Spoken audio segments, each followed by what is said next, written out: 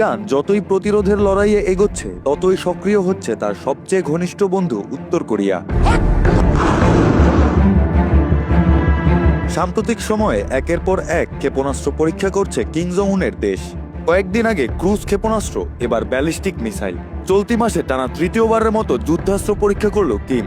শনিবার জাপানের প্রতিরক্ষা মন্ত্রণালয় নিশ্চিত করেছে উত্তর কোরিয়ার পূর্ব উপকূল থেকে উৎক্ষেপিত এই ক্ষেপণাস্ত্র প্রায় 4 মিনিটেই জাপান সাগরে আশ্রয় পড়েছে। আগের মতোই এটি কেবল মহড়া নয়, এক ধরনের রাজনৈতিক বার্তা হিসেবেই দেখছে। 5 দিন আগেই দক্ষিণ কোরিয়া ও যুক্তরাষ্ট্র যৌথভাবে প্রতিরক্ষামূলক মহড়া চালিয়েছিল, কিন্তু উত্তর কোরিয়ার এবারকার মহড়া শুধু প্রতিরক্ষা নয়, এটি ইঙ্গিত দিচ্ছে ভিন্ন কিছুর। গুঞ্জন বলছে সদ্য শহীদ হওয়া আয়াতুল্লাহ খামেনির ইরানকে হয়তো নিজের সুরক্ষা বলয়ে আনতে চাইছে কিম জং উন। উত্তর কোরিয়ার দৃষ্টিতে ইরান সবসময় ঘনিষ্ঠ বন্ধু। ইরানের বিরুদ্ধে আমেরিকা ও ইসরায়েলের অভিযানকে অবৈধ আক্রমণ হিসেবে অভিহিত করেছে পিয়ংইয়ং। একই সঙ্গে তারা শোকও প্রকাশ করেছে আয়াতুল্লাহ খামেনির মৃত্যুতে। সম্মান ও সমর্থন জানাতে ছাড়েননি নতুন নেতা মোস্তফা খামেনিকেও।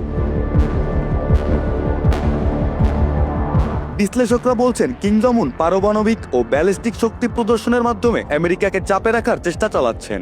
তেহরানের প্রতি অব্যাহত সমর্থন এবং নিন্দার মাধ্যমে পিয়ংইয়ং স্পষ্ট করে দিয়েছে ইরানকে কেউ একা নিপীড়ন করতে পারবে না। দূরবর্তী ইরানে সরাসরি যুদ্ধ না জড়ালেও প্রযুক্তি ও সামরিক সরঞ্জামের মাধ্যমে কিম জং উন পরোক্ষভাবে ইরানের পাশে থাকতে পারেন।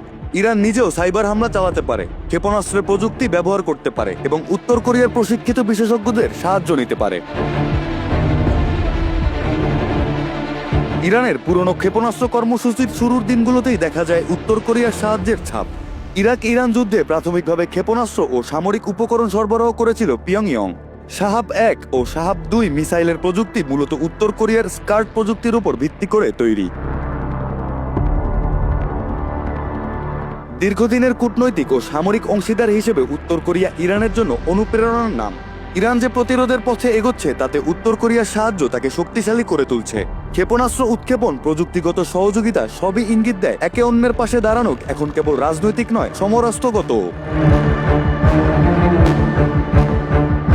সুপার পাওয়ারদের চাপে পড়লেও ইরান উত্তর কোরিয়ার সম্পর্ক এখনো দৃঢ়।